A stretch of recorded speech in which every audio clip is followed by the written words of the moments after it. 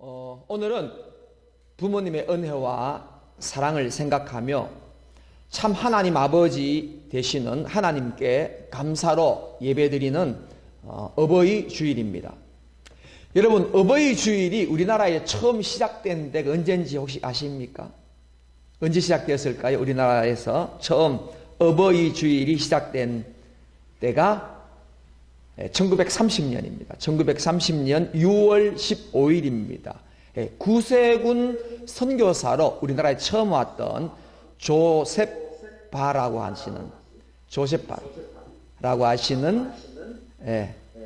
선교사님이십니다. 아, 그렇군요. 예, 죄송합니다. 특송이 있겠습니다. 네. 우리 주일학교 학생들이 우리 부모님께 특송하는 시간입니다. 주일학교 학생들 다 일어나 주세요. 네.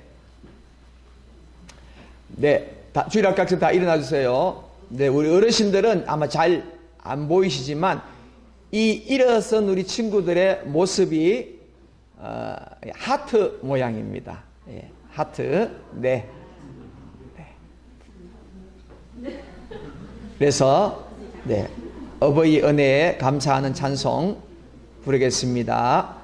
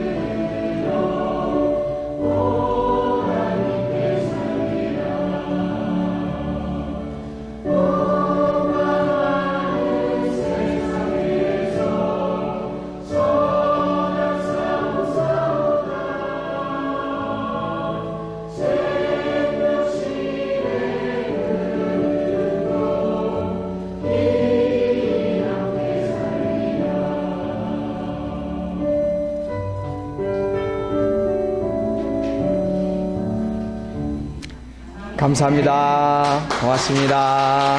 네. 이어서 영국에 계시지만 문 목사님 축하 말씀이 있겠습니다.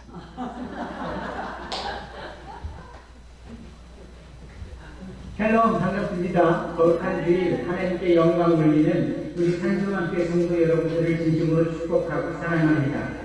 특별히 어버이 주일에 즈음하여서 우리 은빛 선교회원들, 또 여성교회 에사라, 드보라, 미국아, 프리실라, 남전교회 GBS 등 모두를 진심으로 축복하고 존경합니다.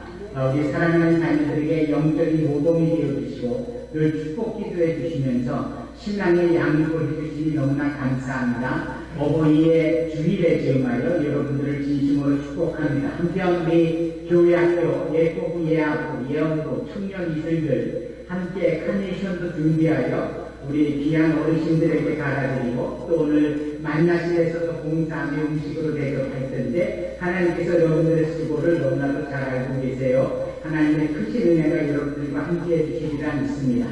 저는 영국에서 귀한 선교사를 잘 감당하기까지 계속 기도해 주시고요. 다음 주일에 함께 될 겁니다. 특별히 애써주시는 소정 목사님 감사하고 존경합니다. 사랑하는 임민수 목사님 축복합니다. 여러분 모두 할렐루야 축복합니다. 사랑합니다.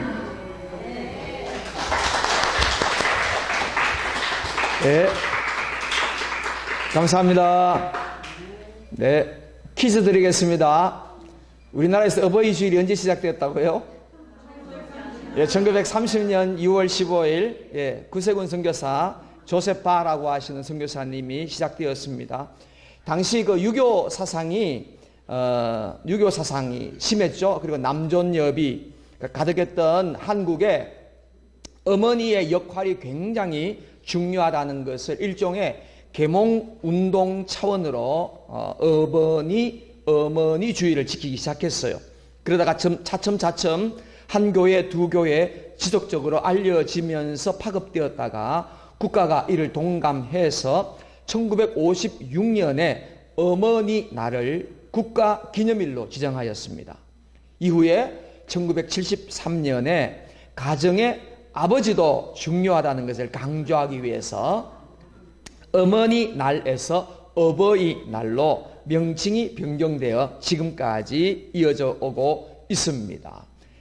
내 부모를 공경하라. 그리하면 너희 하나님 나 여호와가 네게 준 땅에서 네 생명이 길리라 하셨고, 자녀들아 모든 일에 부모에게 순종하라. 이는 주 안에서 기쁘게 하는 것이라면서 성경에서는 부모에 대한 공경과 순종을 강조하고 있습니다.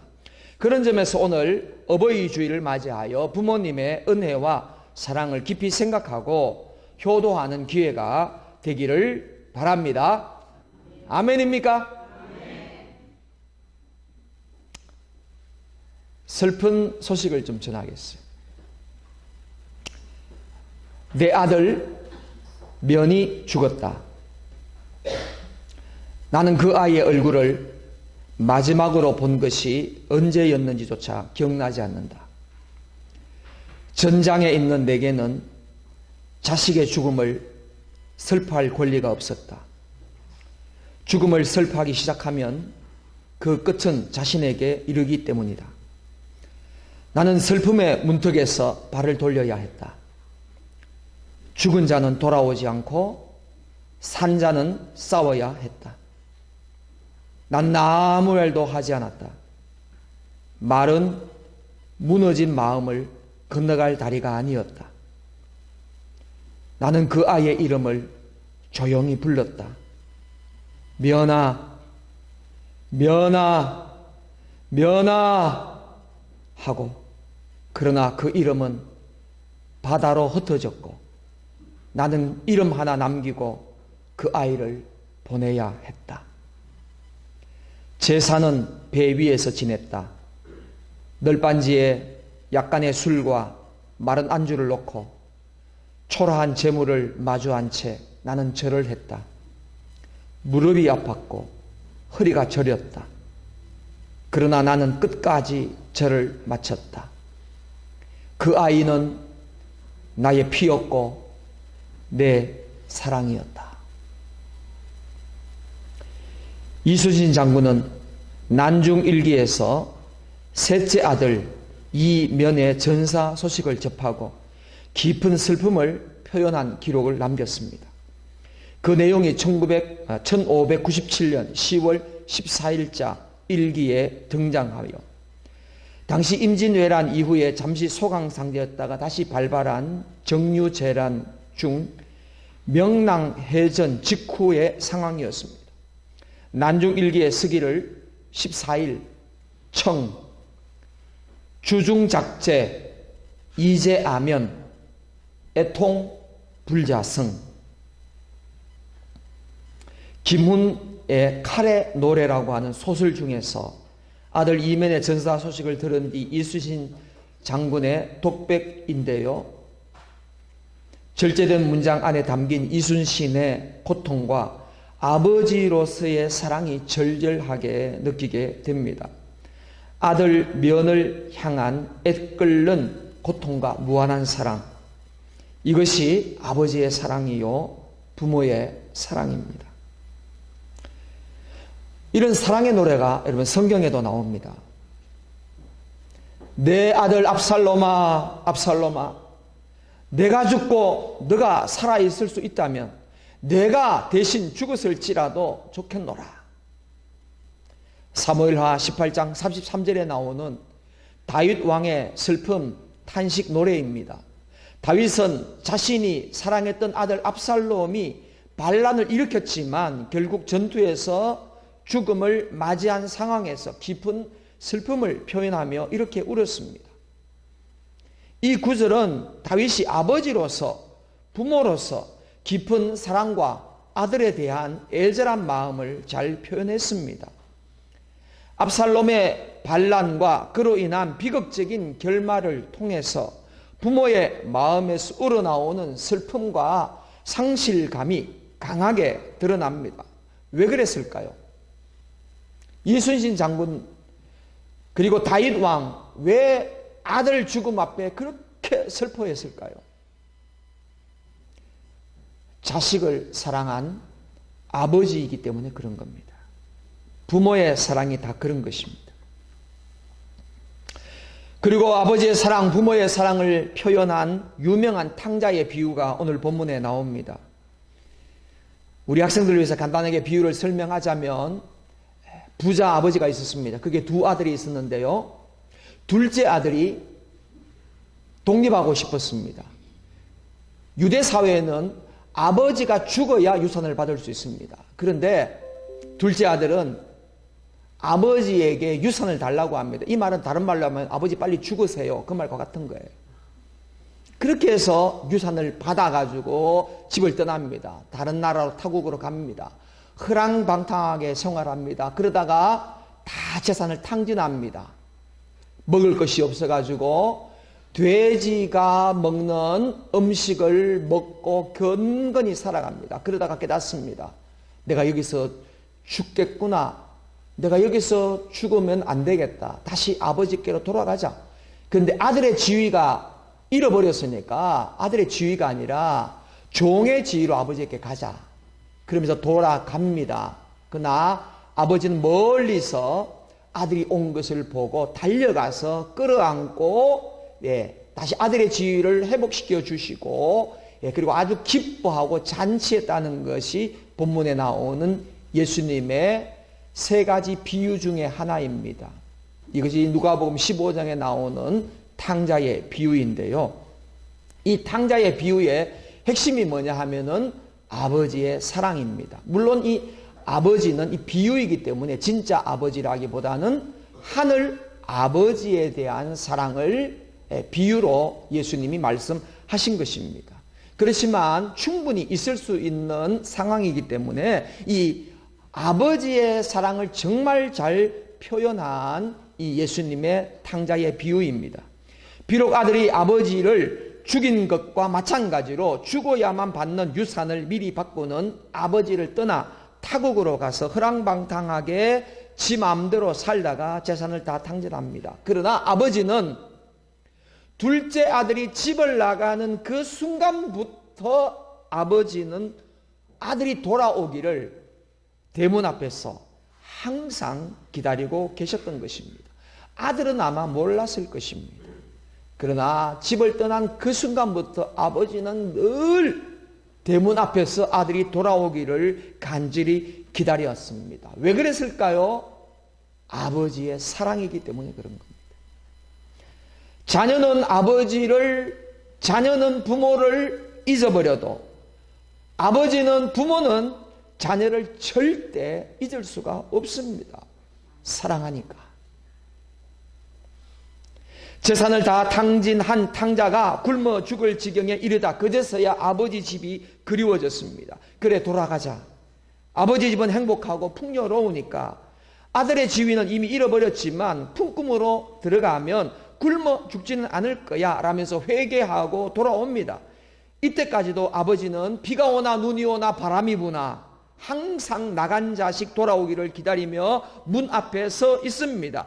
여전한 아버지의 사랑입니다. 한이 없는 아버지의 사랑입니다. 그러기를 며칠, 몇 달, 몇 년, 비유는 나와 있지 않지만 아마 오랜 시간이었을 것입니다. 오랜 시간 기다린 끝에 드디어 아들이 돌아오는 것을 멀리서 본 아버지는 어떻게 행동을 취합니까? 20절 거리가 먼데도 불구하고 자 멀리서 오고 있는 아들, 흐름한 옷을 입었음에도 불구하고 아들을 즉각적으로 알아봅니다. 왜 그럴까요? 아버지이니까. 그리고 달려갑니다. 목을 안고 입을 맞춥니다. 여러분 여기에 아주 놀라운 아버지의 사랑이 담겨져 있습니다. 두 가지인데요. 달려가. 여러분 당시 유대 남자는 웬만하면 뛰지 않습니다. 왜냐하면 유대 남자는 신체적으로 강하고 품이 있는 모습을 유지하는 것이 중요했습니다. 남자가 뛰는 것은 불안해하거나 급한 상황에 처해 있음을 나타내는 것으로 여겨졌기 때문에 이는 존엄성을 손상시키는 행위로 여겼습니다. 그래서 남자들은 결코 뛰지 않습니다. 그래서 뛰지 않음으로써 품위를 유지하는 것이 굉장히 중요한 사회적 규범이었습니다. 그런데 지금 이 아버지는 어땠죠? 달려가. 왜 그랬을까요?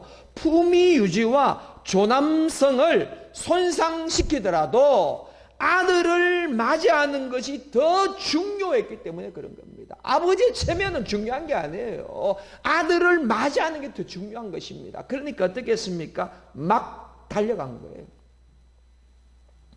굳이 예수님이 이 비유를 말씀하시면서 그냥 아들이 돌아왔다, 아버지가 맞아 했다 이렇게 하면 될 건데 왜 굳이 달려가라고 하는 표현을 했을까요? 이건 아버지의 사랑이 거기 배어 있는 거거든요.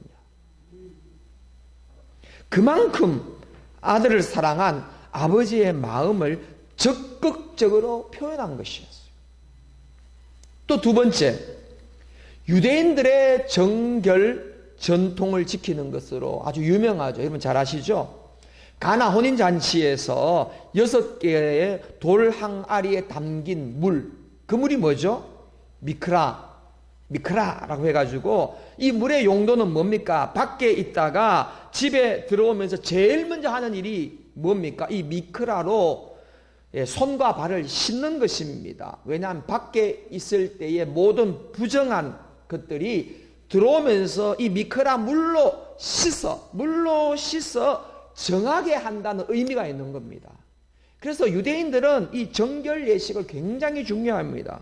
그런데 이 탕자의 아버지는 이 정결 예식, 이 품위 유지 채통도 버립니다. 왜 그럴까요? 자, 돌아온 탕자 옷이 어땠습니까? 흐름했다 그랬어요. 그리고 얼마나 꼬재재했겠습니까? 그렇죠? 며칠 씻지도 못했지 않습니까? 부정하고 더럽고 추한 그의 아들을 사실 어떻게 해요? 기다리고 있다가 오면 집 안으로 들어오면 그때서야 미크라로 씻으면 되잖아요. 그런데 그게 그렇게 중요한 게 아니에요. 달려가서 그냥 아들을 껴안는 겁니다. 이건 굉장히 부정한 행위예요. 있는 모습 그대로, 씻지 않는 모습 그대로, 불결한 모습 그대로 끌어안고 거기다가 결정적으로 입을 맞춥니다. 이건 있을 수 없는 일이에요. 그런데 아버지의 사랑으로 이 부정을 씻어 버리는 것입니다. 즉 아버지의 눈물이 미크라가 되어서 돌아온 부정한 탕자를 씻어 정결케 만들어 버리는 것입니다. 이게 놀라운 아버지의 사랑인 거예요. 이게 사랑의 힘인 것입니다. 그래서 성경에 사랑은 허다한 죄를 덮느니라. 할렐루야. 마지막 결정적인 아버지의 사랑이 뭡니까? 돌아온 탕자는 저는 이제 아들이 아닙니다. 왜냐하면 아버지를 죽이고 유산을 받아간 자이기 때문에 나는 아버지의 아들이 아닙니다.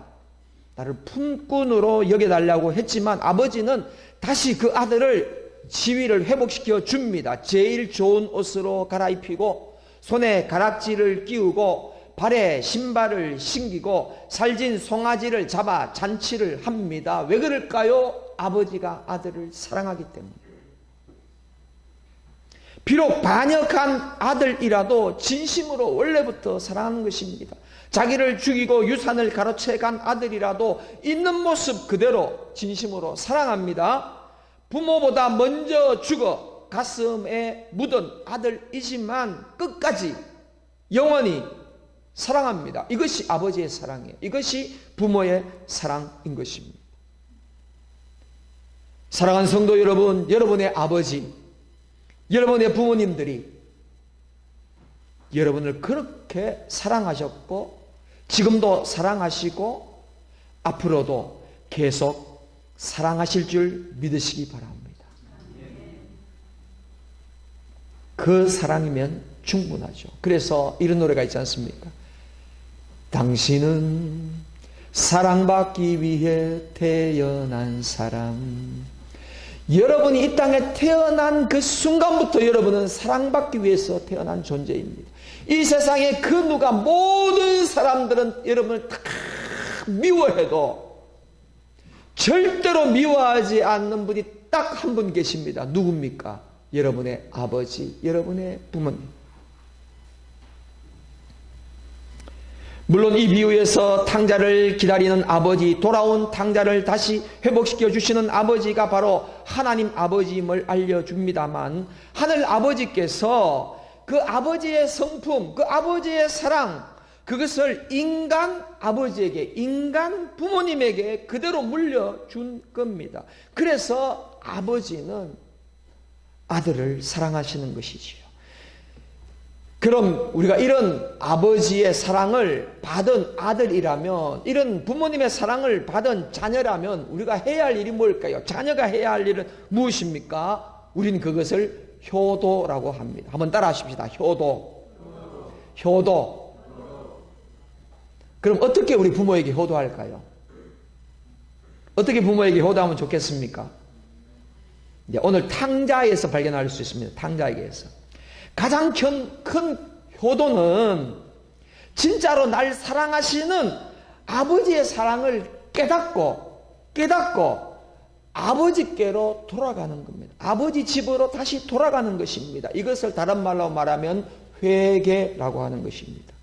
아버지를 죽이고 유산을 받아 나온 아들이 해야 할 가장 큰 효도는 다시 아버지께로 돌아가는 것입니다. 여러분, 그럼 어떻게 돌아갈까요? 어떻게 돌아가야 되죠? 세 가지로 돌아갈 수 있습니다. 첫 번째, 17절. 17절 말씀 보면 이렇게 기록하고 있습니다. 풍요로운 아버지를 기억하는 것입니다. 우리 아버지 집에는 양식이 풍족하다. 우리 아버지는 사랑이 넘치는 분이시다. 아들이 아니라 품꾼으로 여겨달라고 해도 받아줄 것이다 라고 아버지의 사랑을 확신하고 집안의 풍요를 기억하는 것이 먼저입니다. 돌아갈 아버지의 집, 돌아갈 아버지의 품이 좋다는 것을 기억하는 것이 먼저예요. 아버지의 사랑을 기억하는 것, 이것이 먼저인 겁니다. 그런 다음에 18절, 20절 보면은 뭐라고 말하고 있냐면은 일어나 합니다. 결단해야 합니다. 기억만 하면 무슨 소용이 있겠습니까? 지금 앉아있는 자리가 굶어 죽을 자리인데 일어나지 않고 기억하고 추억만 한다면 그대로 죽을 수밖에 없습니다. 일어나서 아버지께로 돌아가야 하는 결단이 있어야 된다는 거죠. 여러분, 밥 먹고 난 후에 이빨에 고춧가루가 끼인 것을 거울로 보고 알았습니다. 그럼 어떻게 해야 되죠? 빼내야죠. 거울을 보고 고춧가루가 끼었네? 그리고 거울을 닫으면 무슨 소용이 있습니까? 그거 똑같은 거예요. 거울을 본 효과는 고춧가루 끼어있는 것을 빼내는 행동이 있었던 것과 같이 아버지 집의 풍요와 사랑을 알았다면 일어나는 결단, 돌아가야 하는 행동이 있어야 되는 거죠. 여러분, 효도라는 것이 바로 그런 것입니다. 구체적인 결단과 행동이 있어야 되는 겁니다. 마지막 세 번째, 21절에 뭐라고 말하고 있습니까? 자신의 잘못을 고백하고 회개하고 용서를 구하는 것입니다. 하늘과 아버지께 죄를 지었다는 것을 깨닫고 잘못했습니다, 용서해 주세요라고 말해야 하는 겁니다. 용서를 해주고 안 해주고는 아버지 몫이죠. 아버지께 달려있는 겁니다. 그러나 탕자는 죄를 지었기 때문에 입을 열어서, 마음을 열어서 진심으로 잘못했다고 회개해야 하는 겁니다. 아버지, 제가 잘못했습니다. 고로 진정한 효도란 아버지의 사랑을 기억하고 떠나온 아버지께로 다시 돌아가 잘못했다고 회개하는 것이 바로 진정한 효도입니다. 여러분, 하나님 아버지의 사랑을 기억하시기 바랍니다. 그리고 하나님 아버지께로 돌아가시기 바랍니다. 그리고 하나님 아버지께 잘못됐다고 회개하시기 바랍니다. 그러면 놀라운 기적이 일어날 것입니다. 물론 하늘 아버지에도 마찬가지지만 여러분의 육신의 아버지에게도 여러분이 혹시 잘못한 것이 있다면 어떻게 해야 될까요? 네, 오늘 여건이 허락된다면 찾아가셔서 아버지, 엄마, 제가 잘못했습니다 라고 용서를 비세요. 그럴 여건이 안 된다면 전화라도 하세요. 제가 잘못했습니다, 아빠, 엄마. 그런 아버지, 엄마가 어떻게 하겠어요? 이놈! 그러겠습니까? 이 탕자 비유에 나온 아버지처럼 다 용서하고 더 좋은 것으로 채워줄 줄로 믿습니다. 세 번째, 다시 돌아와 진정으로 회복된 참다운 가정의 모습은 어떨까요? 진정한 효도 1번이 무엇이라고 그랬습니까? 아버지의 사랑을 기억하는 것이라고 했습니다. 아버지 집의 풍요를 기억하는 것이라고 했습니다. 자, 여기서 제가 한번 가정해 보겠습니다. 탕자가 기억하는 아버지가 어떤 아버지였죠?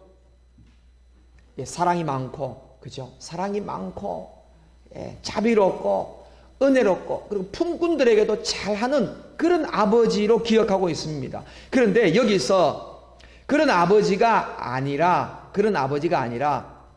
어떤 아버지라고 얘기하냐 하면은 탕자의 아버지가 술주정꾼이었어요. 도박에 미친 자였습니다.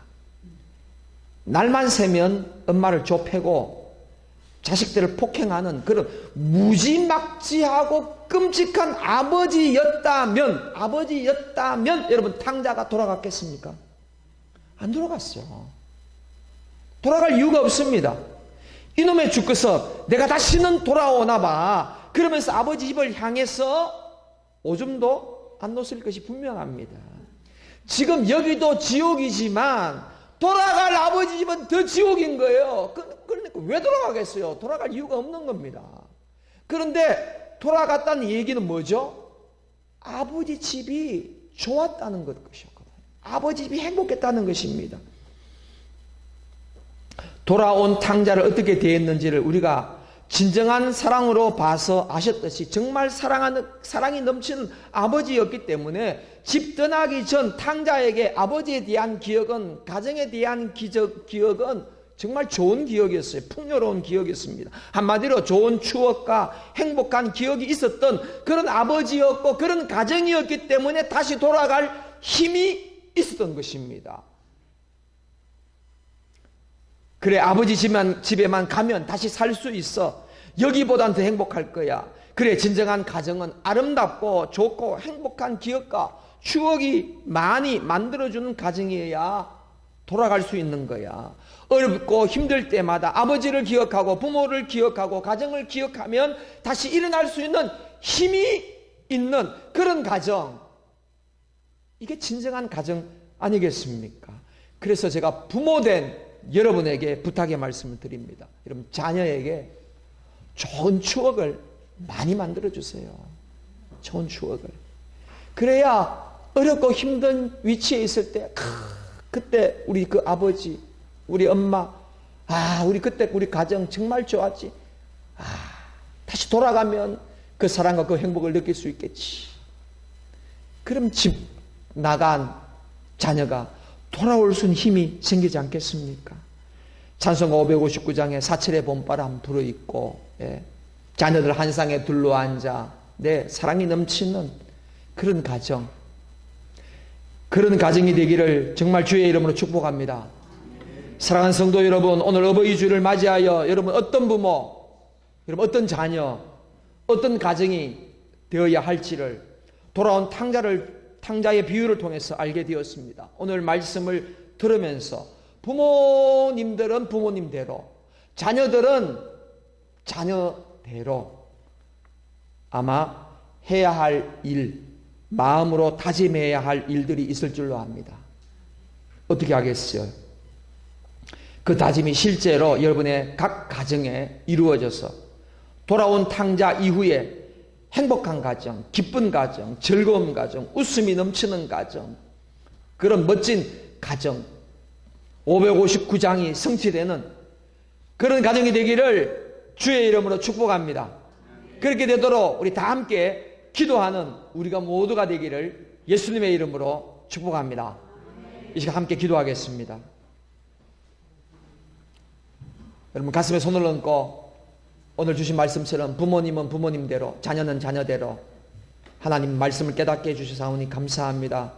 이 말씀 꼭 실천하겠습니다. 행동하겠습니다. 그래서 행복한 가정 만들게 하여 주옵소서. 우리 다 같이 한번 기도하겠습니다. 하나님 아버지 감사합니다.